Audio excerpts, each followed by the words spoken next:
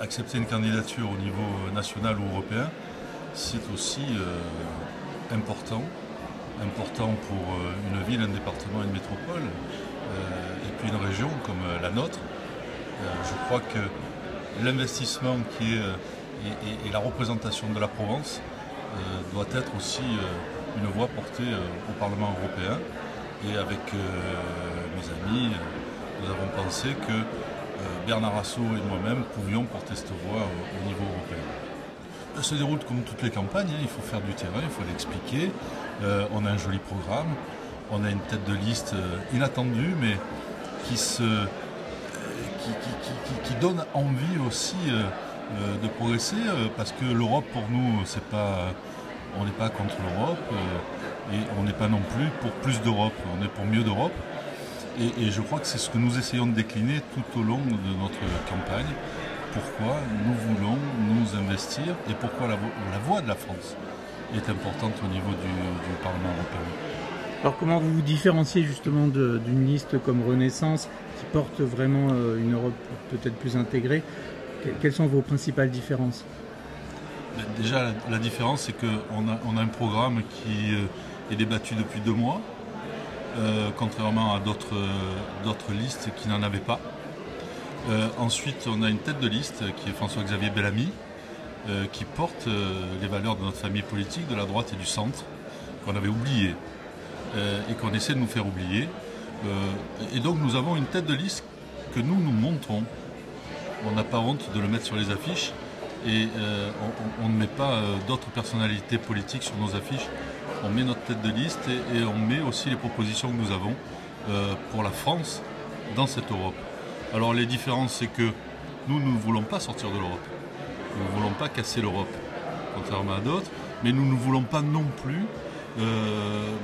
d'élargissement sans fin, parce qu'un élargissement sans fin, on ne peut pas travailler, il faut que les règles soient aussi communes, qu'on puisse les mettre en place et qu'il y ait aussi de la stabilité dans cette Europe. Donc c'est ce qu'attendent nos concitoyens. Nos concitoyens, quand on leur pose la question sur les marchés, ils sont inquiets des migrations, ils sont inquiets de leur pouvoir d'achat, ils sont inquiets quand on parle avec des chefs d'entreprise, ils sont inquiets que notre Europe est un peu plus naïve que les autres continents mondiaux, puisque nous on ouvre nos marchés à 95%, alors que les États-Unis c'est qu'à 25 ou 30%, et que la Chine, par exemple, n'ouvre pas ses marchés à la concurrence sur ses marchés publics. Et donc nos entreprises, même si elles sont très très bonnes, ne peuvent pas y participer. Donc c'est ça aussi, défendre notre conception de l'Europe. Et puis enfin, nous, ici, dans notre région, on est là aussi pour défendre le statut de nos pompiers volontaires. Parce que ça, personne n'en parle. Et moi, j'essaie de porter cette voix en tant que provençal, parce que pour nous, les pompiers volontaires, c'est important. Notre défense incendie, c'est important.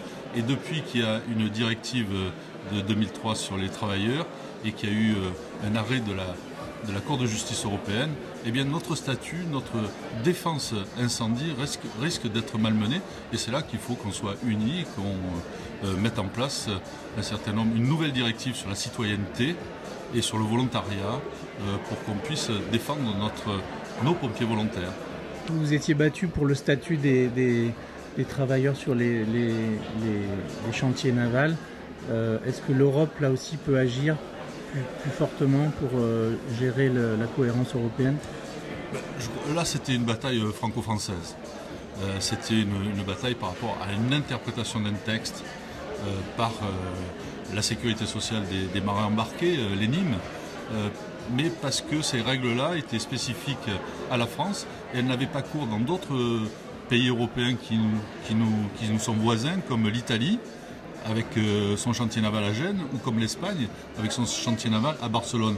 Donc les bateaux étaient en train de partir soit à Gênes, soit à Barcelone, et c'est pour ça qu'il a fallu relever ce défi.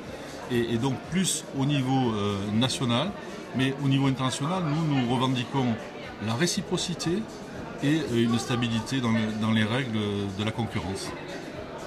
Merci beaucoup.